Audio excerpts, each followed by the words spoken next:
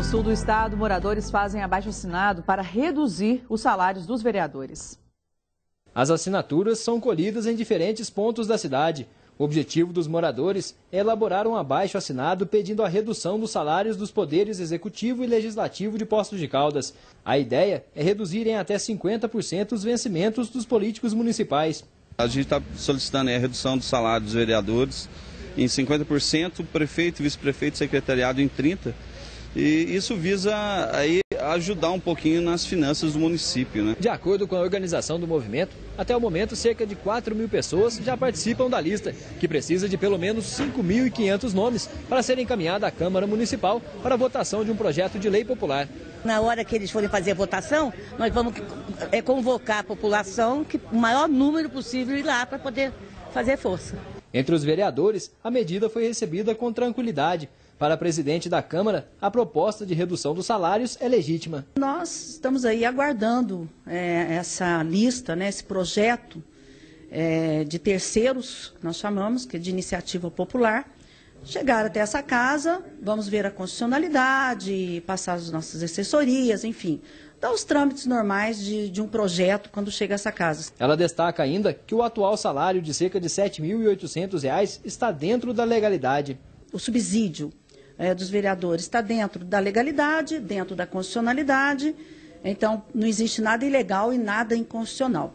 Para os organizadores do abaixo-assinado, os cerca de R$ 1 milhão que seriam economizados por ano com a redução no salário somente dos vereadores já seria uma grande ajuda para o pagamento de contas e dívidas do município. Eu acredito que esse valor é um valor, sim, que pode ajudar bastante nas finanças. 1 a cada 3 crianças no Brasil está acima do peso, segundo uma pesquisa do IBGE. A questão é, até que ponto os pais são responsáveis por esta realidade? Na casa da Graciela, os filhos Arthur, de 8 anos, e Inácio, de 4, dão trabalho na hora das refeições. A maior dificuldade da Graciela não é introduzir alimentos na dieta dos filhos. É fazer com que o Arthur coma um pouco menos e o Inácio coma um pouco mais. E olha só, o Arthur comeu bastante. Uma delícia. E você está satisfeito? Eu ia comer só mais um pouquinho. Já o Inácio comeu pouco. Uma delícia. O Inácio, e por que você não comeu tudo? Porque eu estou satisfeito. Mas não é só isso que preocupa a Graciela. A gente tenta, no fim de semana, sair, caminhar, ir num parque, fazer uma caminhada, praticar um esporte, para balancear. Mas é uma preocupação, para que não cresça já com sobrepeso e vai ficando cada vez mais difícil. Esta especialista alerta para a prevenção à obesidade infantil.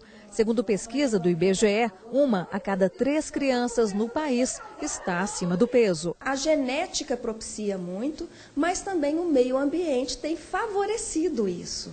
Até porque, assim, como a obesidade no adulto tem sido cada vez mais frequente a gente tem a união de pais obesos e que tem uma maior chance de ter criança obesa. Os momentos que os pais estão com a criança, né, tentar dedicar realmente esse tempo à criança, para brincar um pouco com a criança, tentar realmente tirar essa criança da informatização, da televisão, do tablet, porque o estímulo à brincadeira é uma forma de estimular a criança a não ficar ociosa. A ociosidade na criança aumenta a necessidade dela, às vezes, de querer se alimentar. Esta psicóloga também faz um alerta. Essa questão, assim, dos pais observar e ter cautela em relação como lidar com a questão da obesidade. Se a criança está comendo compulsivamente, ela ter carinho em falar, não naquele momento que a criança às vezes está repetindo o prato, mas assim, tentar buscar qualidades na criança,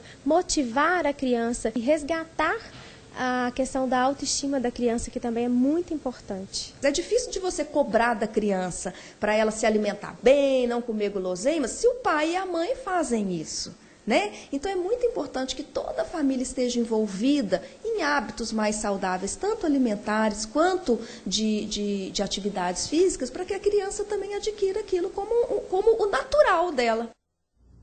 Você tem percebido que tem pagado o mesmo preço por quantidades menores de produtos que costumava comprar? Se notou a diferença, tem toda a razão. Se não, é hora de prestar mais atenção no que leva para casa. O consumidor realmente anda atento. já percebeu que os produtos estão diminuindo, seja em gramas ou ml. Diminui o peso, tem que tomar cuidado com a embalagem, papel higiênico, a questão da metragem, enfim, muito tipo de engano, muito chato. Tem que ficar esperto. A senhora confere sempre para ver se tem aquilo mesmo? Ah, confiro. Mesmo com letras pequenas, não adianta tentar enganar o Paulo. Eu percebi sim, algumas coisas assim, 900 gramas mais 100 de graça, e aí o preço do quilo, então... São jogadas? São jogadas. Depois tiro de graça e fica pra gente aí. Na verdade, você está levando menos. Menos. Percebi, não, mas não levo. Menos produtos nas embalagens e os preços são mantidos. Em alguns casos, até ficou mais caro. O chocolate de 200 gramas passou para 175 e continuou o mesmo preço. Ou seja, diminuiu mesmo essa embalagem, né? Diminuiu e eles não fizeram a diferenciação do preço, continua a mesma coisa. O Procon da capital alerta, se um produto sofreu redução, é preciso um comunicado nas gôndolas. Caso isso não aconteça, a denúncia deve ser feita. A informação é obrigatória, tem que ser colocada. Informação direta, clara, ostensiva para o consumidor entender. Então não pode ser essas letrinhas de tal tamanho, tão mínimas, que o consumidor não vai entender. Ele vai entender se ele lê, mas ele não lê, porque ele não percebe.